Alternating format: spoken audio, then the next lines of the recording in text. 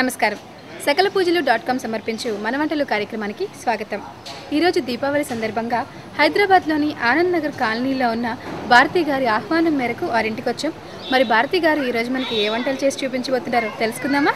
ఆహా ఏమి రుచి అనరామై మరచి రోజు తిన్నా మరి మోజే తీరని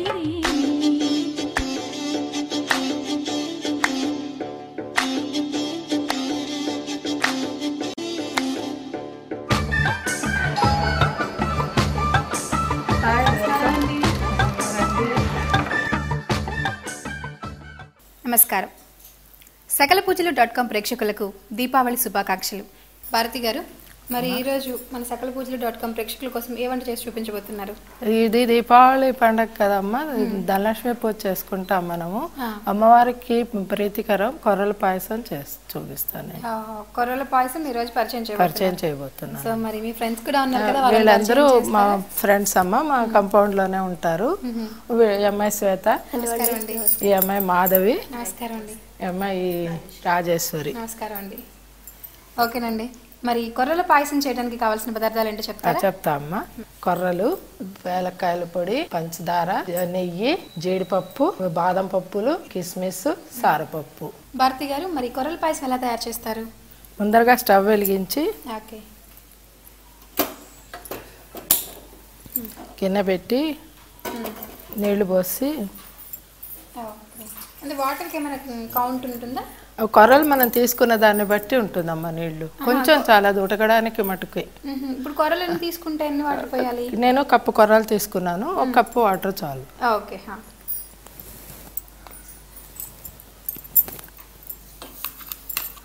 వాటర్లో కొర్రలు వేసేసి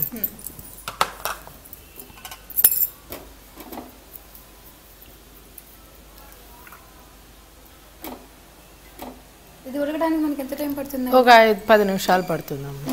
10 నిమిషాల్లో ఉడికిపోతుంది. ఎక్కువ టైం పట్టదు, 10 నిమిషాల్లో ఉడికిపోతుంది. వీటిని వార్చుకోవడం ఏమైనా ఉంటుందా? కరెక్ట్గా సరిగ్గా సరిపోతుంది ఉడకడం. తర్వాత మీరు పంచదార వేసుకుని, యాలకుల పొడి అన్నీ వేసుకుని, ఈ లోపల మనం నెయ్యి పెట్టి జీడిపప్పు వేయించుకోవాలి. ఇప్పుడు బాండి పెట్టి జీడిపప్పు, కాస్త నెయ్యి వేసుకుని, నెయ్యిలో మనం జీడిపప్పు, కిస్మిస్ అన్నీ వేయించి తీసుకోవాలి.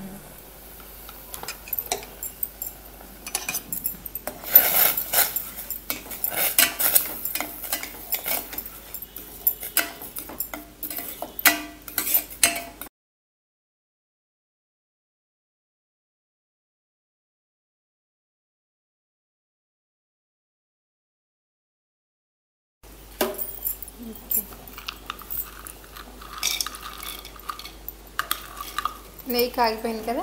నెయ్యి కాగిపోయింది. జీడిపప్పు వేసి వేయించి తీసుకుంది. జీడిపప్పు వేయించిన తర్వాత కిస్మిస్ చూసావమ్మా, ఉడికిపోయింది. అడిగావు కదా ఎంతసేపు అని, ఉడికిపోయింది. ఎక్కువ టైం పట్టదమ్మా. ఆపేస్తున్నాను. అంటే కొంచెం జావగానే ఉంది, అలాగే ఉంచు. ఇది ఇలాగే ఉంటుంది. పాలు పోస్తే నీకు చక్కెర వేసి పాలు పోస్తాం కదా, సర్దుకుంటుంది. ఇందులో ఇప్పుడు చక్కెర వేసేస్తున్నాను. దీనికి చక్కెర ఎంత వేస్తారు? ఒక కప్పు నువ్వు తీసుకున్నావు కదా, మన తీపి తినడాన్ని బట్టి నేను 1/2 కప్పు వేస్తున్నాను. ఇప్పుడు ఎక్కువ కావాలా, ఎక్కువ తినేవాళ్ళు ఫుల్ కప్పు వేసుకోవచ్చు. మామూలుగా అయితే 1/2 కప్పు చాలు. చాలు.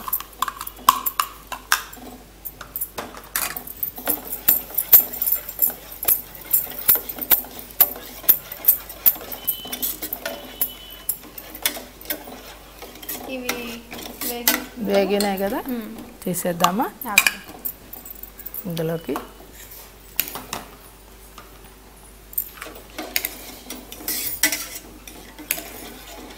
ఇప్పుడు పంచదార వేసిన తర్వాత మనకి ఎంత టైం పడుతుంది? అయిపోయిందమ్మా. అదిగో ఆ వేడి మీద కరిగిపోయింది నీకు పంచదార. నీకేం టైం పట్టదు. ఈ పాయసం చాలా సింపుల్ గా చేసుకోవచ్చు, చాలా తొందరగా అయిపోతుంది. నీకు కొంచెం వేసినా ఎక్కువ ఉదుగవుతుంది. చూసాగా నేను వేసిన దానికి చిన్న కప్పు వేసారు, చాలా అవుతుంది. ఓకే, కొంచెం నెయ్యి వేద్దామా? కొంచెం నెయ్యి వేసి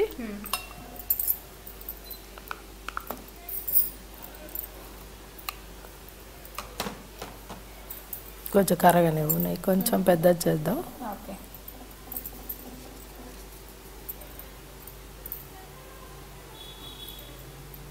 వేసాను. బాదం పప్పులు వేస్తున్నాను.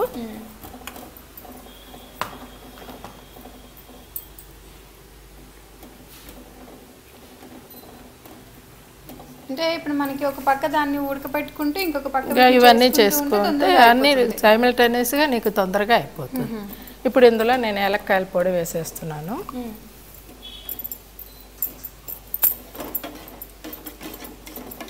పాలు మటుకు కొంచెం ఇది చల్లారాక వేడి పాలు పోసుకోవచ్చు. పాలు ఇది వేడి మీద పోయకూడదు. ఇది వేడి మీద పోస్తే విరిగినట్టు పాలు విరిగినట్టు అవుతుంది. ఇది కొంచెం చల్లారాలి, మరీ వేడిగా ఉండకూడదు, కొంచెం చల్లారాలి. చల్లారాక మీరు పాలు వేడి చేసుకుని పోసుకోవచ్చు. పాలు వేడి చేసుకుంటే అప్పుడు మీకు బాగా వస్తుంది. ముఖ్యంగా గుర్తుంచుకోవాల్సింది ఏంటంటే ఏదైనా కూడా పరమాన్నం వండేటప్పుడు పదార్థం చల్లగా అయిన తర్వాత వేడి పాలు పోసుకోవాలి, అప్పుడు విరగదు మీకు. అవునా, చాలా మందికి ఈ విషయం తెలియక డైరెక్ట్ గా పోసేస్తూ ఉంటారు కదా. పోస్తూ ఉంటే అప్పుడు తరకలుగా వస్తుంది, పరమాన్నం మీకు బాగుండదు. అలా రాకూడదు అన్నప్పుడు ఇది చల్లారాలి. తర్వాత సేమ్యా చేయండి, ఏది చేసినా అది చల్లారాక మీరు ఇది వేసుకుంటే బాగుంటుంది. జీడిపప్పు కూడా వేగిపోయింది. బాదం కిస్మిస్ వేసుకుందాం అమ్మ.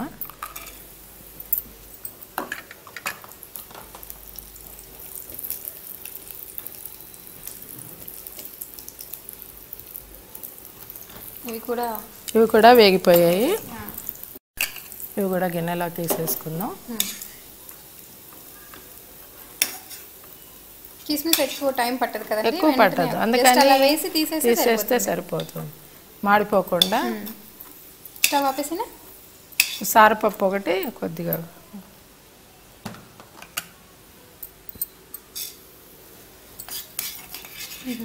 ఇంకా ఆపేయచ్చమ్మా, స్టవ్ బంద్ చేసి. ఇదేం పప్పు అండి? సారపప్పు. తెలీదు.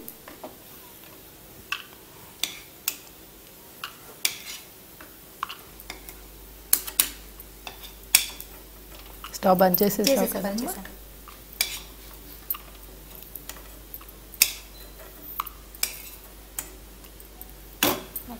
అన్నీ వేసేసాం కదా. సో అన్నీ వేసేసాం కదా. ఇప్పుడు ఇది అయిపోయింది కదా. ఇప్పుడు బాండి తీసేసి పాలు కొంచెం వేడి చేద్దాం. స్టవ్ ఆన్ చేయనా? బాండి తీసేసి ఇక్కడ పెట్టేద్దాం దాన్ని. స్టవ్ ఆన్ చేసి పాలు కొంచెం వేడి చేసుకుని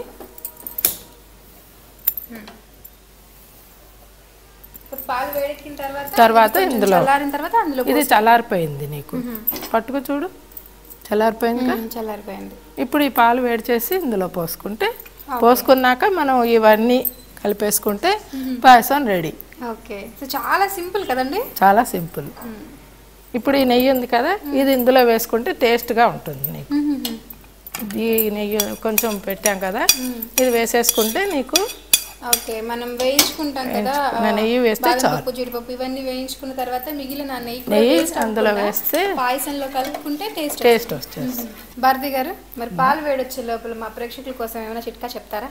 చిట్కా అంటే చాలా చిన్నదే అమ్మ. మనం వెన్న తీసుకొని నెయ్యి కాచుకుంటూ ఉంటాం కదా, నెయ్యి కాచి చాలా రోజులు ఎలా ఉండాలి, కమ్మగా ఉండాలన్నప్పుడు మీరు కరేపాకు వేసుకుంటే అందులో చాలా కమ్మగా ఉంటుంది, ఎక్కువ రోజులు నిలవ. చిన్న రెబ్బ తీసుకొని ఒక రెబ్బ పూర్తిగా కొంచెం ముదురుగా ఉండాలి, ఆకులు లేత ఆకులు కాదు, ముదురు రెబ్బ ఒక రెబ్బ తీసి నెయ్యి కాగి లాస్ట్లో దింపే ముందర వేసారంటే చాలా రోజులు నిలవ ఉంటుంది, కమ్మటి వాసనతో. మీకు కొంచెం రోజులు ఉంటే నెయ్యి మనకి కొంచెం ముతక వాసన వస్తుంది కదా, మీరు కరేపాకు వేస్తే ఆ వాసన రాదు, చాలా బాగుంటుంది. ఎన్ని రోజులు ఉన్నా మీకు బాగుంటుంది. థ్యాంక్స్ అండి, చాలా మంచి చిట్కా చెప్పారు ఈరోజు మా ప్రేక్షకులకు. థ్యాంక్స్ అమ్మా. సో మరి పాయసం మీరు చేస్తున్నారు కదా, ఇప్పుడు ఈ పాయసానికి ఏమైనా స్పెషాలిటీ ఉందా? స్పెషాలిటీ అంటే ఇప్పుడు ఈ రోజుల్లో కొలెస్ట్రాల్ అంటున్నారు, షుగర్ అంటున్నారు, దాంట్లో నీకు నెయ్యి ఎక్కువ వాడలేదు, ఈ కొర్రలు కాబట్టి మీకు షుగర్కి మామూలు మనలాగే వాళ్ళు కూడా తినొచ్చు, భయపడక్కర్లేదు. కొలెస్ట్రాల్ ఉన్న వాళ్ళు తినొచ్చు, షుగర్ పేషెంట్స్ అందరూ తినొచ్చు, అందుకని ఇది స్పెషల్ అన్నమాట. పాయసం తీయగా ఉంటుంది అనుకుంటారు కదా, దీనికి భయపడవలసిన అవసరం లేదు. షుగర్ కూడా చాలా తక్కువ వేసాం, నెయ్యి కూడా లాస్ట్ లో కొంచెం కొద్దిగా వేసాం కాబట్టి మీకు ఏ భయము ఉండదు. కాబట్టి అందరూ హ్యాపీగా తినవచ్చు. పండగ అయ్యో మేము తెల్లకపోయాము అన్న వాళ్ళు కూడా తినవచ్చు. మరి పాలు వేడొచ్చాయా? ఆపేద్దాము. స్టవ్ ఆపేసి దీనికి పాలు ఎన్ని పోస్తారు? కౌంట్ ఏమైనా ఉంటుందా? పాలు మనం ఎంత కావాలంటే అంత పోసుకో. ఇప్పుడు నేను కప్పు తీసుకున్నాను కాబట్టి పావు లీటర్ పాలు సరిపోతుంది. ఓకే, మనం చేసుకునే క్వాంటిటీని బట్టి అమ్మా.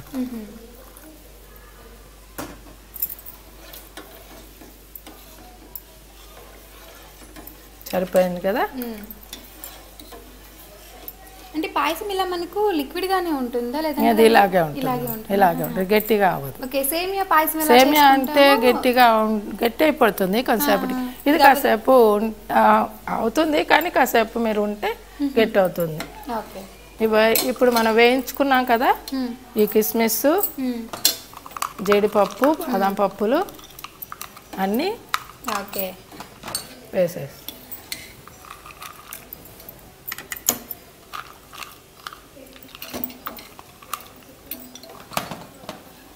పాలు పోసిన తర్వాత వెంటనే మనం జీడిపప్పు అవన్నీ వేసుకుంటే జస్ట్ ఒక్క ఉడక ఇంకేం అక్కర్లేదు. అయిపోయింది అంతా అయిపోయిందమ్మా, అంతా అయిపోయిందమ్మా. ఇప్పుడు తీసి సర్వింగ్ బౌల్లో పోసుకుందాం. అంతా అయిపోయింది. అడిషనల్ అంటే మీకు ఇప్పుడు తీపి మీకు సరిపోలేదు అనుకోండి, కొంతమంది ఎక్కువ వేసుకుంటారు కదా, అలాంటి వాళ్ళు కలుపుకోవచ్చు. తర్వాత అయినా కలుపుకోవచ్చు, దానికి ఏం బాగలేదు. టేస్ట్ చేస్తావా అమ్మా? సో మంచి స్మెల్ వస్తుంది, ఎప్పుడెప్పుడు టేస్ట్ చేయాలని నేను స్టార్ట్ చేసినప్పటి నుంచి ఎదురు చూస్తున్నాను. టేస్ట్ చేసి చెప్పమ్మా ఎలా ఉందో. ఓకే, చూసారు కదా శ్రీమతి భారతి గారు చేసిన కొర్రల పాయసం. మరి దీని టేస్ట్ ఎలా ఉందో చూడబోయే ముందు దీనికి కావాల్సిన పదార్థాలు తయారు చేసే విధానం మరొకసారి చూద్దాం. కొర్రలు, వేలక్కాయల పొడి, పంచదార, నెయ్యి, జీడిపప్పు, బాదం పప్పులు, కిస్మిస్, సారపప్పు.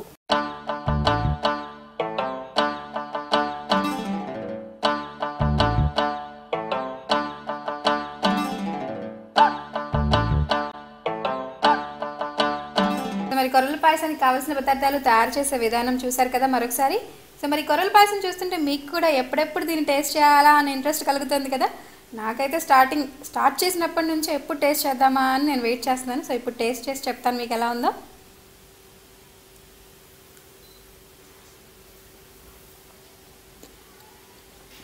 భారతి గారు నిజంగా చాలా బాగుందండి కొర్రల పాయసం. అంటే నేను ఇంతవరకు తినలేదు, ఈ కొర్రల పాయసం ఉంటుంది అని కూడా నాకు తెలీదు, కానీ రియల్గా ఎలా ఉంటుందో అనుకున్నాను.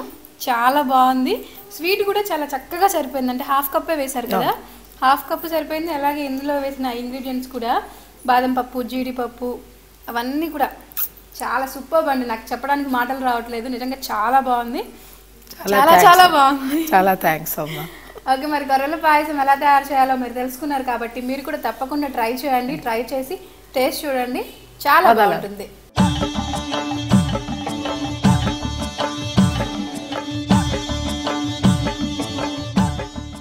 భారతి గారు మరి కొర్రల పాయసం చూపించారు, మరి దీపావళి సందర్భంగా నెక్స్ట్ ఇంకే ఐటమ్ చూపించబోతున్నారు. ఇది అమ్మవారికి ఇది కూడా చాలా ప్రీతికరమైన వంటకం అమ్మ. పెసరపప్పు పరవాన్నం చాలా బాగుంటుంది. ఇది కూడా పరవాన్నం. ఓకే, ఈ రోజు రెండు స్వీట్ ఐటమ్స్ మనకి చేసి చూపించబోతున్నారు. మరి దీనికి కావాల్సిన పదార్థాలు నెయ్యి, పెసరపప్పు, శనగపప్పు, బెల్లం, జీడిపప్పు, కిస్మిస్, యాలకుల పొడి, పాలు, బాదం పప్పు. ఓకే, మరి దీన్ని ఎలా తయారు చేయాలి? ముందుగా బాణలి పెట్టి స్టవ్ ఆన్ చేసేసి బాణలి పెడదాం. అది ఆన్ చేద్దాం. ఇదే ఆన్ చేసి బాణలి పెట్టి బాణలి వేడెక్కాక పెసరపప్పు వేయించుకోవాలి. అంటే నూనె నెయ్యి వేయకుండా వేయించుకోవాలి. ఇప్పుడు నేను కప్పు పెసరపప్పు తీసుకున్నాను, వేయించి వేడెక్కింది కదా.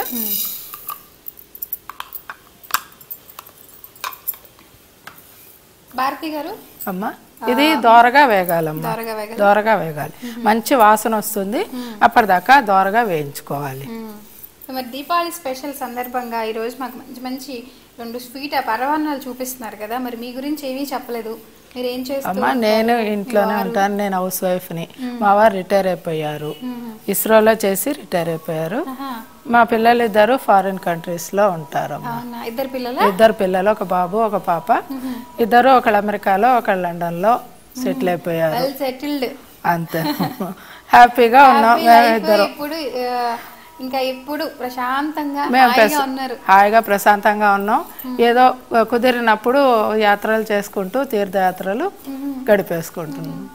ఖాళీ టైం ఎక్కువ ఉంటుంది కదా మీకు, హాబీస్ ఏంటి, ఏం చేస్తుంటారు? ఖాళీ టైం అంటే ఇదిగో నేను టీవీలో వంటల ప్రోగ్రామ్ చాలా చక్కగా చూస్తాను, కొన్ని చేస్తూ ఉంటాను. వంటలు చూసి చేస్తూ ఉంటానమ్మా. కుదిరినవి కుదురుతాయి, కుదరనవి లేవు. అంతే అంతే. ఓకే, మరి ఇప్పుడు వేగిపోయింది కదమ్మా, ఇది తీసేసుకుని శనగపప్పు వేసి వేయించుకుందాం. ఓకే,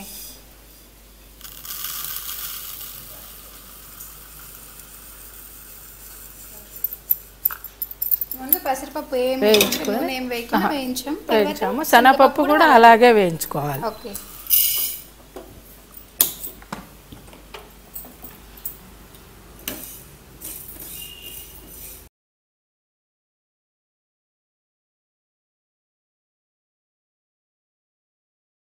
వేగిపోయింది కదమ్మా, తీసేద్దాం. తీసి గిన్నెలో పోసుకుందాం. శనగపప్పు పెసరపప్పు 2 గిన్నెలో పోసుకుని ఒకే దాంట్లో నీళ్లు పోసి 1కి 2 నీళ్ళ ప్రకారం పోసి పెడదాం. పొయ్యి మీద పెట్టి దీని మీద పెడదామా?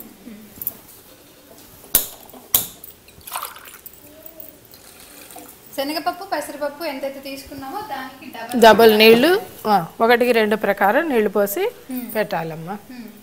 అది ఉడుకుతుంది, ఒక 10 నిమిషాలు పడుతుంది ఉడకడానికి. ఇది ఉడికే లోపల మనం బాణలి పెట్టి నెయ్యి వేసి జీడిపప్పు అవన్నీ వేయించుకుందామా. సో మనం పాయసము అంటే ముందు మనం జీడిపప్పు, ఇలాచి, జీడిపప్పు, బాదం పప్పు, కిస్మిస్ కంపల్సరీ ఉండాలి. అవి ఉండాలి, లేకపోతే పాయసం కాదు. సరిపోతుందా? అది చాలమ్మా.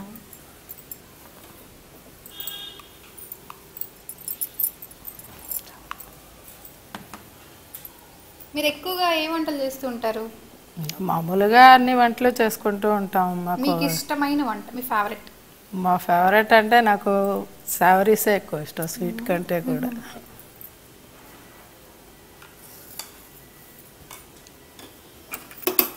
ఇది నెయ్యి వేడొచ్చింది కదా,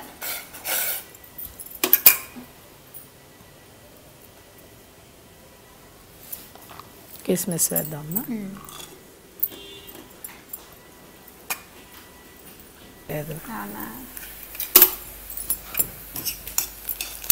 వంటల ప్రోగ్రామ్స్ బాగా చేస్తాను. ఇది పొంగుతుంది.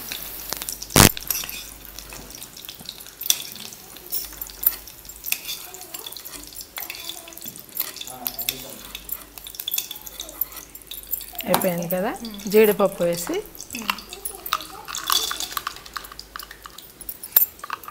మనకి పెసరపప్పు అలాగే శనగపప్పు ఉడికే లోపల ఇవన్నీ తయారు చేసుకుంటే జీడిపప్పు, బాదం పప్పు, కిస్మిస్ టైం కలిసి వస్తుంది. ఇది ఉడకడానికి కూడా పెద్ద టైం పట్టదు. ఇది మరీ మెత్తగా ఉడికిపోకూడదు, కొంచెం పలుకు, మనం తింటే పలుకు మనకి నోట్లో తగలాలన్నమాట, అలా ఉడకాలి. మరీ మెత్తగా పప్పు చేసుకున్నట్టుగా ఉడకకూడదు, పలుకుగానే ఉండాలి.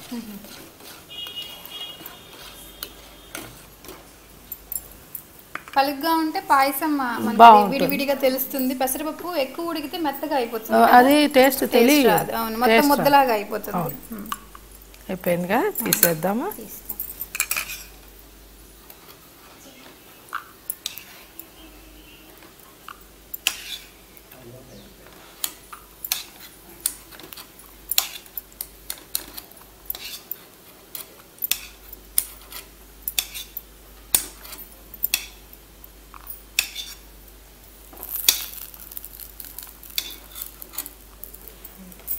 ఇప్పుడు బాదం పప్పులు వేస్తాం.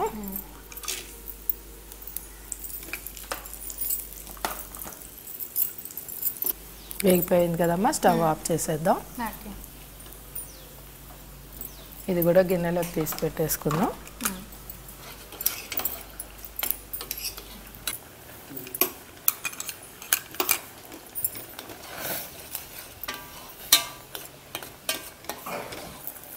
వాటర్ పైకండి సరే.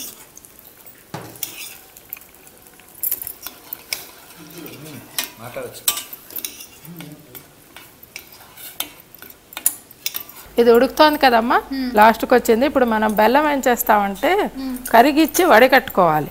అలాగే వేసామనుకో ఇసుక వస్తుంది.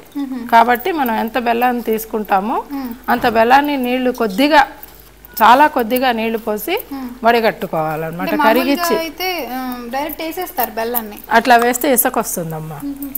కాబట్టి ఏం చేయాలంటే ఎక్కువ నీళ్ళు పోయకూడదు, కొద్దిగా ఇది మునిగేంత వరకు చాలు. బెల్లం మునిగితే చాలు. ఇది కరిగించుకోవాలి, వేడి చేయాలమ్మా.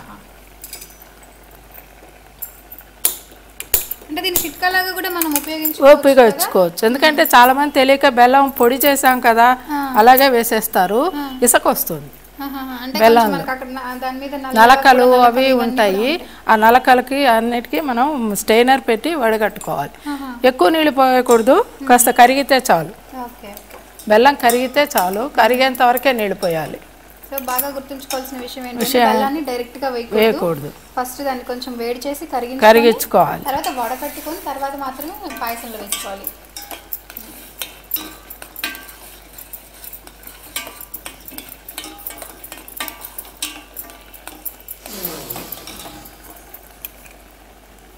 పెసరపప్పు ఉడికిపోయినట్టే అమ్మా, ఉడికిపోయినట్టే. చూడు, పట్టుకు చూడు.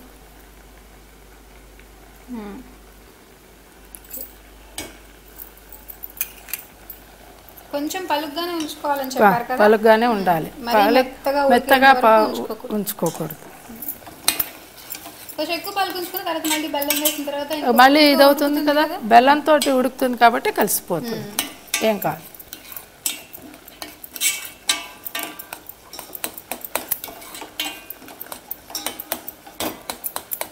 ఇది బంద్ చేస్తున్నానమ్మా ఈ స్టవ్.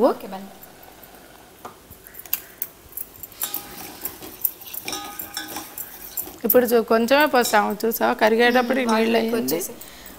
మరి ఎక్కువ పోసాం అనుకో దీనిలో వేసిన టేస్ట్ రాదు. అందుకని నీళ్ళు కొంచెమే కరిగే వరకే వేసుకోవాలి, చాలు. నీళ్ళు ఎక్కువ పోసుకోకూడదు, పాకం రాకూడదు, కరిగితే చాలు. పాకం రావాల్సిన అవసరం లేదు. నీళ్ళు అయిపోయింది కదా, ఇది పాకం రాకర్లేదు, కరిగితే చాలు. ఇప్పుడు నేను ఆపేస్తున్నాను. పోసే చూసావా చెత్తుంది, అందుకనే మనం జాగ్రత్తగా.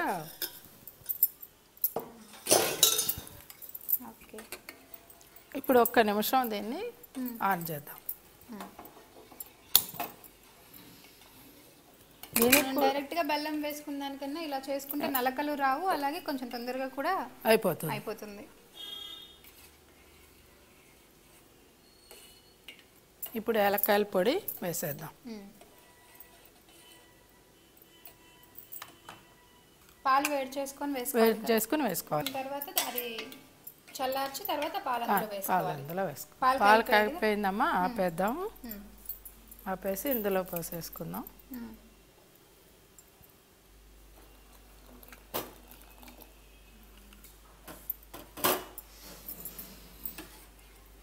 కలిపేసాం కదా, ఇప్పుడు వేయించి పెట్టుకున్నాం కదమ్మా ఈ జీడిపప్పు, కిస్మిస్,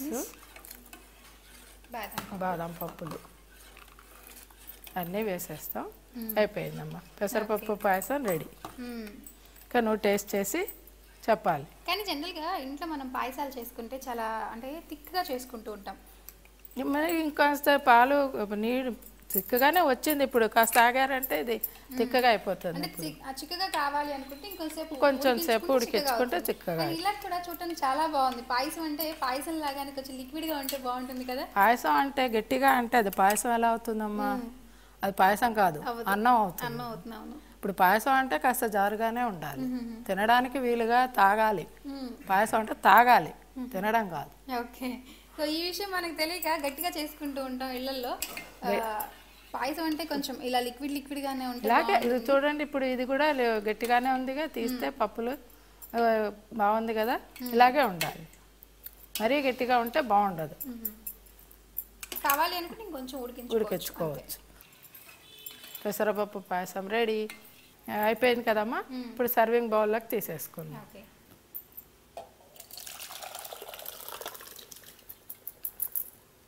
పెసరపప్పు పాయసం ఎలా ఉందో టేస్ట్ చూసి చెప్పాలి.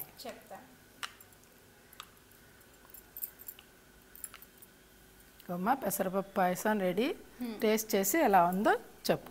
ఓకే, సో మరి పెసరపప్పు పాయసం రెడీ అయిపోయిందండి. మరి దీని టేస్ట్ ఎలా ఉందో మనం చూడబోయే ముందు దీన్ని తయారు చేసే విధానం, కావాల్సిన పదార్థాలు మరొకసారి చూద్దాం. నెయ్యి, పెసరపప్పు, శనగపప్పు, బెల్లం, జీడిపప్పు, కిస్మిస్, యాలకుల పొడి, పాలు, బాదం పప్పు.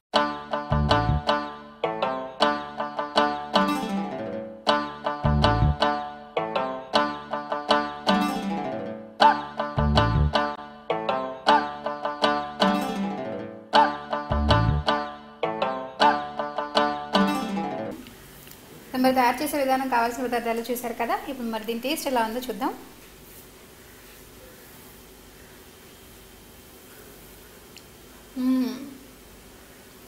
చాలా బాగుందండి.